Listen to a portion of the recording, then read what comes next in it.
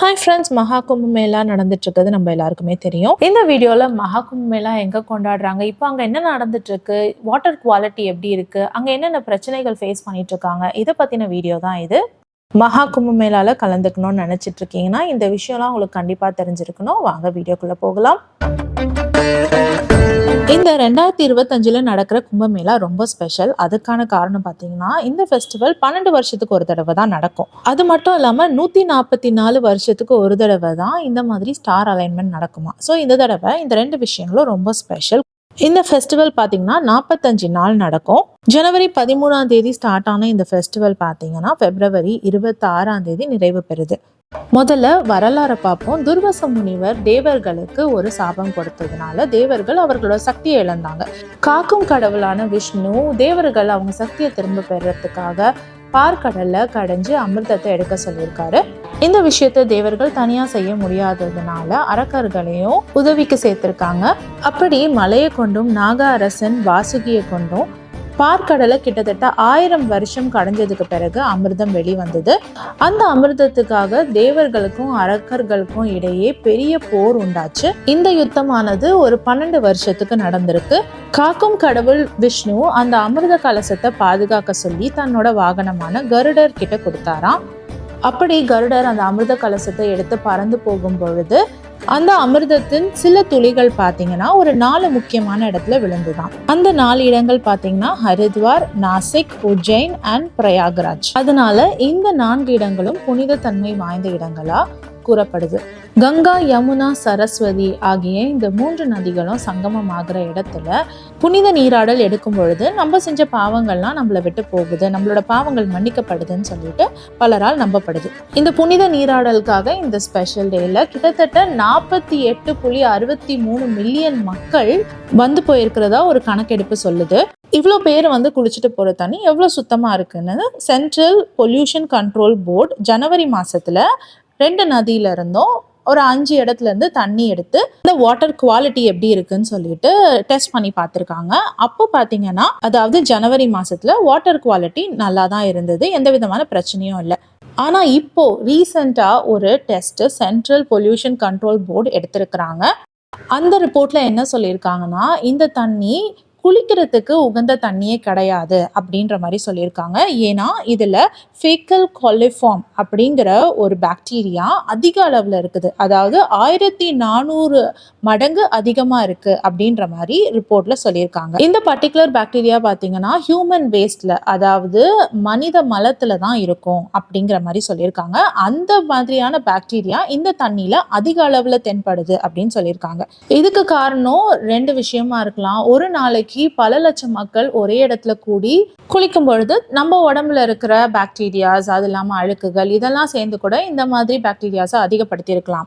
இன்னொன்று பார்த்தீங்கன்னா, மகா கும்பமேளாக்காக உத்தரப்பிரதேஷ் என்ன பண்ணியிருக்குன்னா ஒரு சின்ன சிட்டியே உருவாக்கியிருக்காங்க, டெம்பரரி சிட்டியே உருவாக்கியிருக்காங்க. அதாவது இங்கே வர மக்கள் தங்கி இந்த ஃபெஸ்டிவலை சந்தோஷமாக கொண்டாடிட்டு போகிறதுக்காக இது ஒரு நல்ல விஷயம் தான். ஆனால் தண்ணிக்கு பக்கத்தில் இருக்க இந்த டென்ட் கிட்டத்தட்ட 1 கோடி மக்களுக்கு மேலே இங்கே வந்து வசிக்கிறாங்க. அவங்க கண்டிப்பாக கழிப்பறை யூஸ் பண்ணுவாங்க. அப்படிப்பட்ட கழிவு நீர் எங்க கலக்கப்படுது, அந்த மாதிரியான கழிவு நீர் ட்ரீட் பண்ணப்பட்டு தண்ணியில கலக்கப்படுதா, இல்ல ட்ரீட் பண்ணாமலே நேரா தண்ணியில கலந்து விடுறாங்களா, இந்த சீபேஜ் வாட்டர் கலப்படத்தினாலதான் இந்த தண்ணியோட குவாலிட்டி இவ்வளவு மோசமாயிருக்கா அப்படிங்கிற மாதிரியான ஒரு விஷயத்த சென்ட்ரல் போர்டு வந்து கேட்டிருக்காங்க.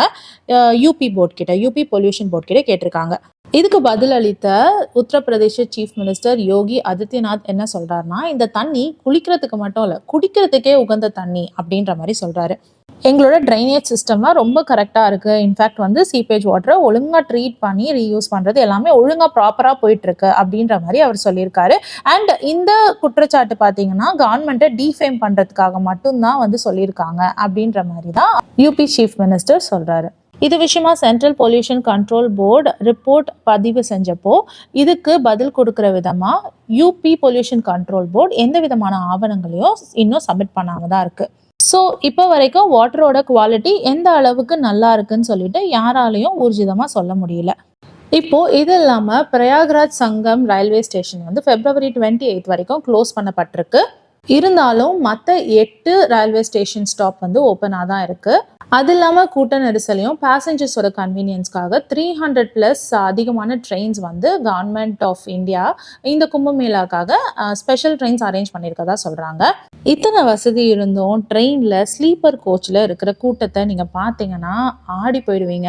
அவ்வளோ கூட்ட நெரிசல். இது வந்து பார்த்தீங்கன்னா ஒரு ஸ்லீப்பர் கோச்சில் இருக்கிற கூட்டம் தான். ஒரு சீட்லையும் எவ்வளோ பேர் உட்காந்துருக்காங்க பாருங்கள். இன்னும் டாய்லெட் பக்கத்தில் ஒரு கூட்டமே நிற்குது. டாய்லெட் உள்ளே வேற 4 பேர் இருக்காங்களாம். இது மட்டும் இல்லாமல் ட்ரெயினில் இடம் கிடைக்காம எத்தனை பேர் எத்தனை விதமான ரகலைங்க பண்ணுறாங்க பாருங்கள். இங்கே பார்த்தீங்கன்னா ட்ரெயினோட கண்ணாடியை உடச்சி லேடிஸ்லாம் வந்து உள்ளே பூந்துட்டு இருக்காங்க. சரி, ஸ்லீப்பர் கோச்சில் தான் இவ்வளோ பிரச்சனை இருக்கும், ஏசி கோச்லலாம் இவ்வளோ ப்ராப்ளம் இருக்காதுன்னு நினச்சா அதுவும் இல்லைங்க.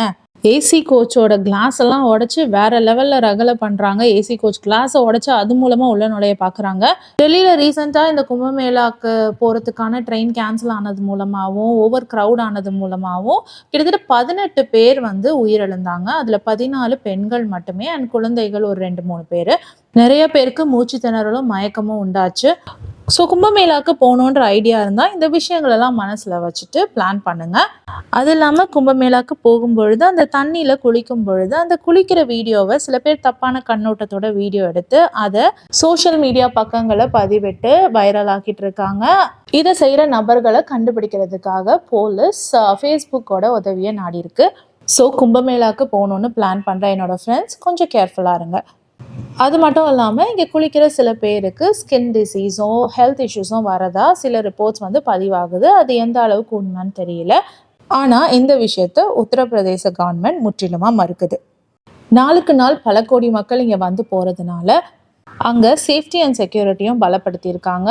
போலீஸ் கண்காணிப்பை அதிகப்படுத்தியிருக்காங்க. நிறைய கேமராஸ் மூலமாக இந்த இடங்களை கவனிச்சுட்டு வராங்க. எந்த விதமான அசம்பாவிதமும் நடக்காத அளவுக்கு போலீஸ் எல்லா ஃபோர்ஸஸோட ரெடியாக இருக்குது.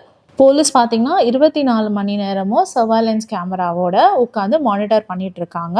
இப்போ இருக்கிறத விட வருங்காலத்தில் அதிகமான கூட்டத்தை எதிர்பார்க்கிறதா சொல்கிறாங்க. ஸோ நீங்கள் கும்பமேளா போகணுன்னு நினச்சிருந்தாலோ இல்லை உங்கள் ஃப்ரெண்ட்ஸ் போகணுன்னு பிளான் பண்ணியிருந்தாலும் அவங்களுக்கு இந்த வீடியோவை ஷேர் பண்ணுங்கள். அவங்களுக்கு கண்டிப்பாக யூஸ்ஃபுல்லாக இருக்கும். இந்த வீடியோ பிடிச்சிருந்ததுன்னா please like, share and subscribe. வேறு ஒரு யூஸ்ஃபுல்லான வீடியோவோட உங்களை மீட் பண்ண வரேன். பாய்.